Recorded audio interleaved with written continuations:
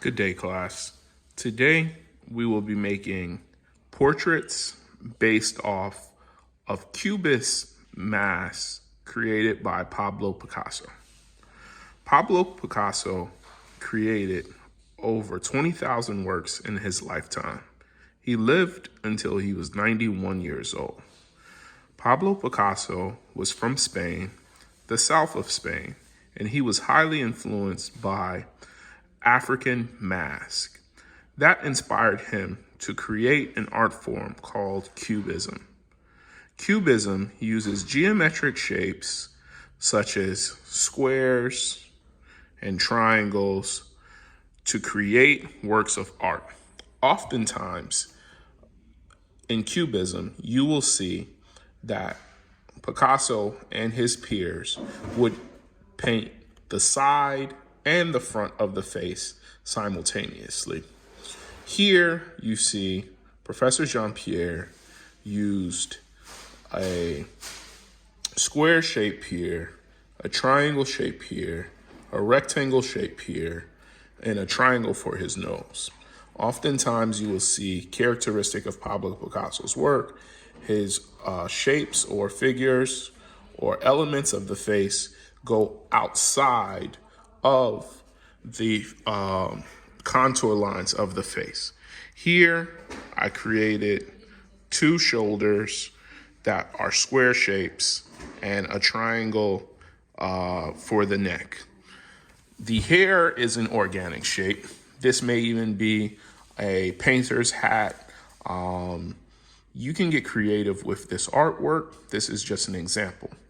So that's Pablo Picasso, and let's get started. We're going to start with a blank sheet of paper.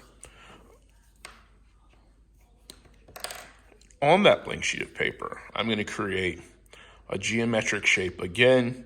My first shape, I'll draw the sides of his face or her face. Gender doesn't matter when it comes to this activity. I'm going to make the chin more dynamic here, where doing two diagonal lines and then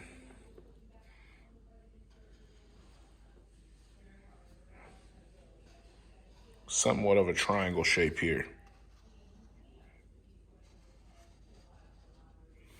All right, you'll be able to see the variation between the second artwork I did and the first artwork, and that will give you a little bit of artistic license and creative freedom to create whatever you would like to create.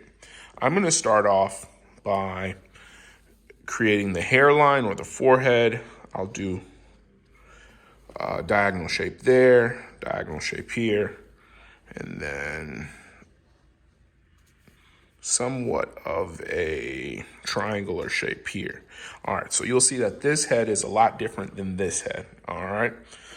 As far as the eyes are concerned, I'm going to create the same kind of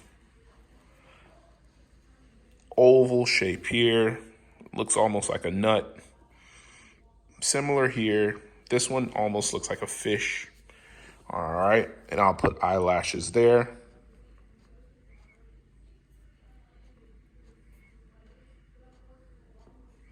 Okay, and I'll do the same eye figure here, but it won't go all the way up to the top on this one. Here, I'll stop it there, so we'll have like a U-shaped eye. And we'll put eyelashes here too, as well. All right, let's put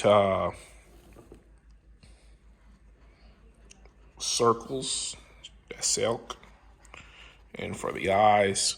I really like the element of the nose here where I went off of the outside of the face to start the nose. I'll do the same thing here.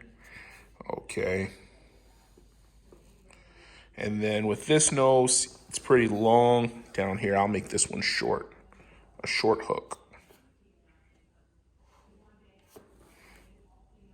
All right. Okay.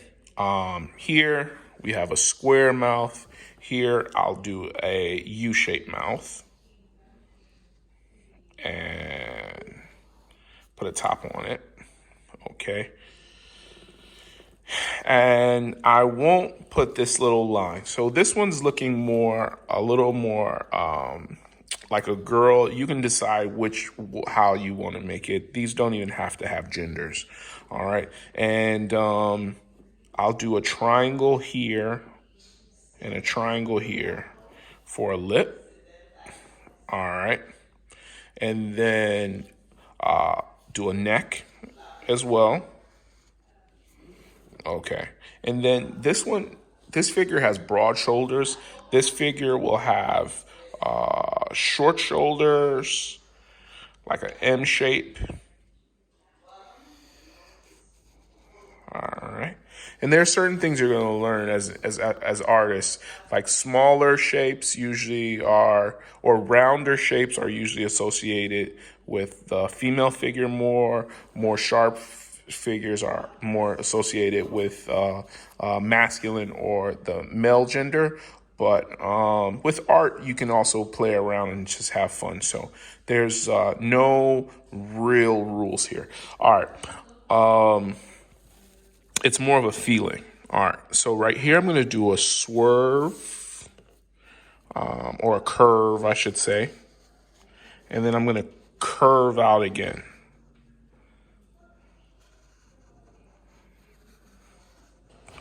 All right. So she'll have, and then we can do another curve here and maybe another curve there. All right.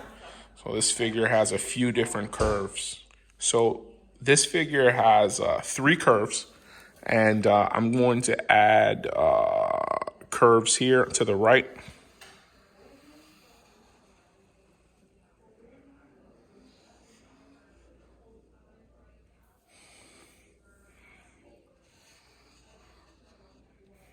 And then I'm going to curve this hair in the opposite direction. All right.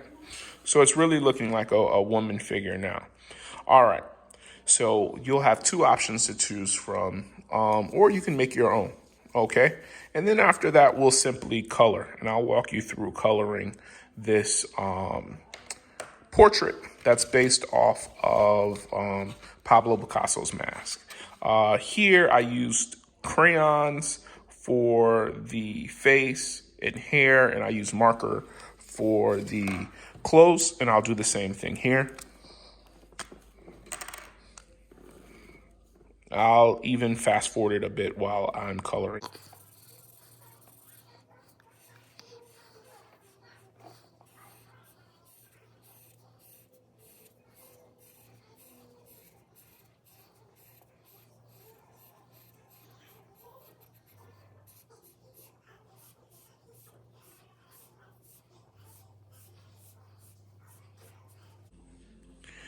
I'm going to use 2 different greens, 2 different verts for her face.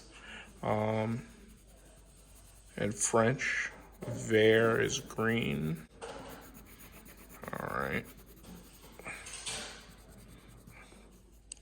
Pablo Picasso would use different colors of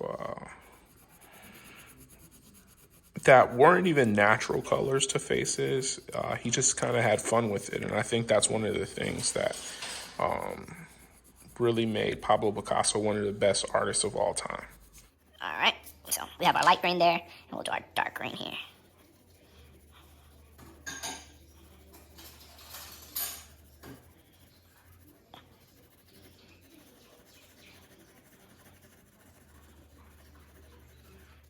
Okay, then for the neck, do dark green there. Keep it traditional with the lips. I'll do rouge. Rouge is red. You can do pink, you can do whatever color you want. And then for the hair, I'm thinking purple, violet. All right, so I'm gonna do purple for the hair.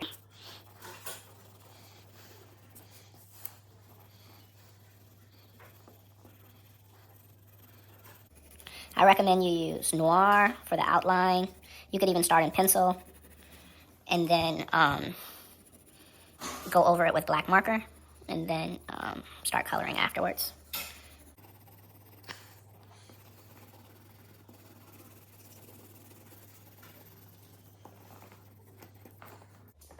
Last but not least, I'm going to use a darker purple to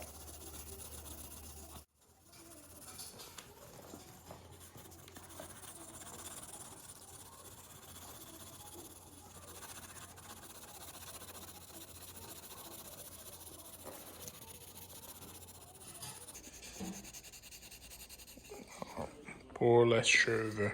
All right, so that is our lesson today.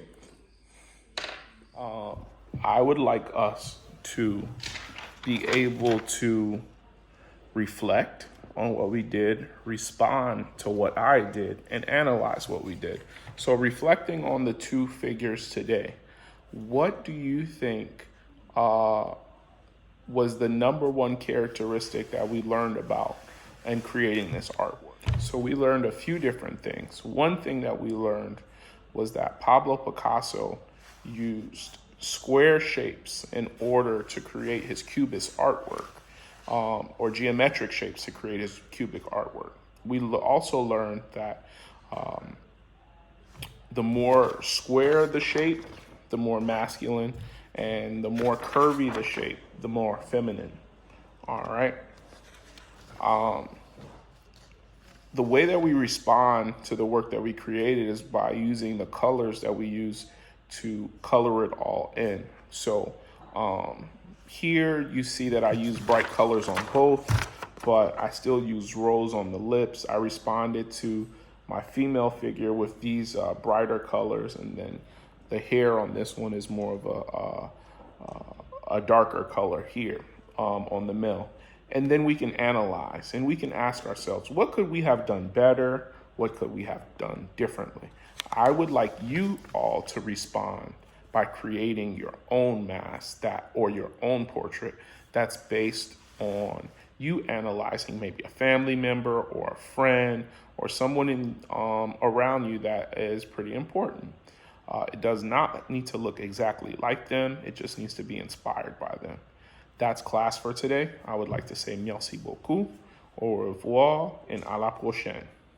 Ciao.